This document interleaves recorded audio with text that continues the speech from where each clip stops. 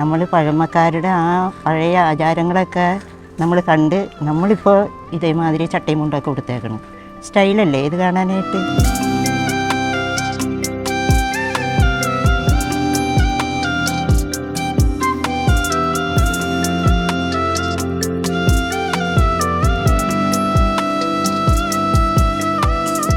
ക്രൈസ്തവ സാംസ്കാരിക തനിമയും സുറിയാനി പാരമ്പര്യവും വിളിച്ചോതി ചമ്പന്നൂർ സെന്റ് റീത്താസ് പള്ളിയിൽ മെഗാമാർഗംകളിയും ദുഃഖാന തിരുനാൾ ആഘോഷങ്ങളും ഭംഗിയായി നടന്നു.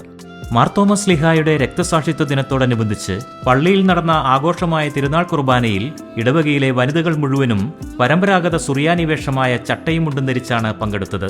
പഴയകാല സുറിയാനി വസ്ത്രധാരണ രീതിയും നൃത്തശൈലികളും ഇന്ന് അന്യം നിന്നുപോകുന്ന സാഹചര്യത്തിൽ പുതുതലമുറയ്ക്ക് ഈ സാംസ്കാരിക പാരമ്പര്യം പരിചയപ്പെടുത്തുക എന്ന ലക്ഷ്യത്തോടെയാണ് പള്ളി അധികൃതർ ഇത്തരമൊരു വേദി ഒരുക്കിയത്.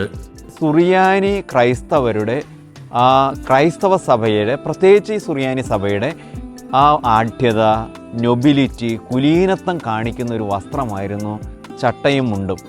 അത് അഭിമാനത്തോടുകൂടി അവരുടെ വിശ്വാസത്തെ പ്രകടിപ്പിക്കുന്ന, അവർ യാത്ര ചെയ്യുന്ന സ്ഥലത്തും പള്ളിയിൽ പോകുമ്പോഴെല്ലാം അവരുടെ വിശ്വാസം പ്രകടിപ്പിക്കുന്ന ഒരു മനോഹര വസ്ത്രമായിരുന്നു അത്.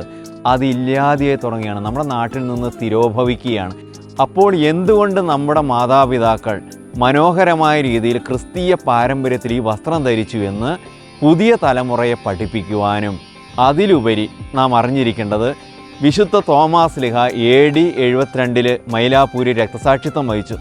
ആ തോമാസ് ലീഹ 7 പള്ളികളിലൂടെ സ്ഥാപിച്ചുവെന്നും ഈ രക്തസാക്ഷിത്വം വഹിച്ചു എന്നും ഉള്ള ചരിത്രം നമ്മുടെ തലമുറകൾ തോറും പ്രചരിപ്പിച്ചുകൊണ്ടിരുന്നത്, പുതുതലമുറയ്ക്ക് പറഞ്ഞുകൊണ്ടിരുന്നത് മാർഗംകളി എന്ന കലാരൂപത്തിലൂടെയാണ്. റംബാൻ പാട്ടും മാർഗംകളി, ഈ രണ്ടുമായിരുന്നു വേദോപദേശത്തിന് ഏറ്റവും വലിയൊരു സോഴ്സായിട്ട് നമ്മുടെ പഴയ തലമുറ ഏറ്റെടുത്തത്. അന്ന് വെച്ചാൽ ഇപ്പോൾ നമ്മുടെ ദുഗ്രാന തിരുനാളിലായാലും പള്ളിയിലെ മറ്റു കർമ്മങ്ങളിലായാലും വിവാഹത്തിൻ്റെ അവസരത്തിലായാലും മറ്റ് ആഘോഷങ്ങളൊക്കെ ഉള്ളപ്പോൾ നസ്രാണി സ്ത്രീകൾ ചട്ടയും മുണ്ടും ധരിച്ച് തോമാസ് ലീഹായുടെ അപദാനങ്ങൾ പാടിക്കൊണ്ട് നിലവിളക്കിൻ്റെ ചുറ്റും മനോഹരമായ രീതിയിൽ ഈ നൃത്തം സംഘടിപ്പിച്ചിരുന്നു. അങ്ങനെയാണ് പുതുതലമുറ ഈ മാർഗംകളിയിലൂടെ തോമാസ് ലീഹായുടെ ചരിത്രം അറിയാനിടയായത്. അതുകൊണ്ടാണ് ഈ ദുഗ്രാനയുടെ അന്ന് വിശുദ്ധ തോമാസ് ലീഹായുടെ ആ വലിയ ചരിത്രം പറയുന്ന ക്രൈസ്തവ സാക്ഷ്യമുള്ള നമ്മുടെ ഒരു പഴയ കലാരൂപം എന്ന നിലയിൽ നമ്മുടെ കുലീനത്വത്തിൻ്റെയും ആഢ്യതയുടെയും വിശ്വാസ തീക്ഷ്ണതയുടെയും പ്രതീകമായ ചട്ടയും മുണ്ടും ധരിച്ച് അമ്മമാരും കുഞ്ഞുങ്ങളും എല്ലാം വന്ന് ഇവിടെ ഒരു മെഗാ മാർഗംകളി നടത്തുന്നത്.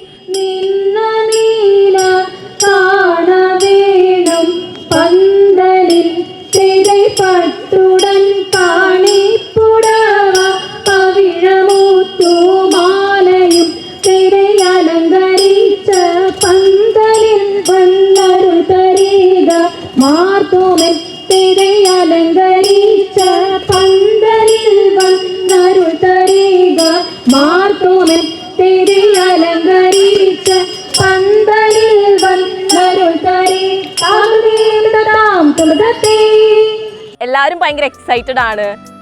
ഇടവകയിൽ തന്നെ എല്ലാ സ്ത്രീകളും ഇന്ന് ചട്ടയും മുണ്ടെടുത്ത് വരും.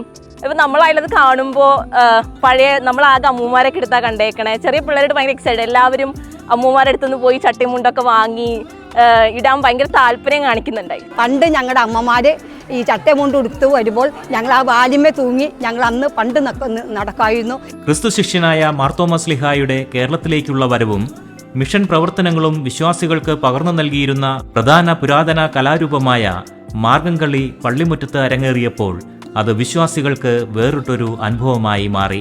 അമ്മമാരും കൊച്ചുമക്കളും ഒരുമിച്ച് 3 ആഴ്ചക്കാലം വളരെ ആത്മാർത്ഥതയോടുകൂടി ഞങ്ങളുടെ പള്ളിയിൽ ഒത്തുകൂടി പ്രാക്ടീസ് ചെയ്തു.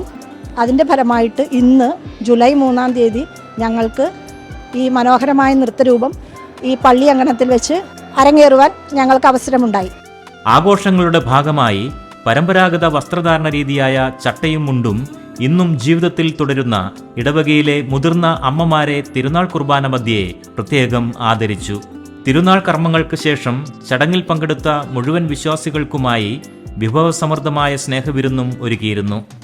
പള്ളി വികാരി ഫാദർ ഡോക്ടർ പോൾ കൈപ്രമ്പാടൻ, കൈക്കാരന്മാരായ Martin Parayil, Justin Palatty, vice chairman Martin Kachappilly എന്നിവരടങ്ങുന്ന കമ്മിറ്റിയുടെ നേതൃത്വത്തിലാണ് തിരുനാൾ ആഘോഷങ്ങളും മെഗാ മാർഗംകളിയും വിജയകരമായി സംഘടിപ്പിച്ചത്.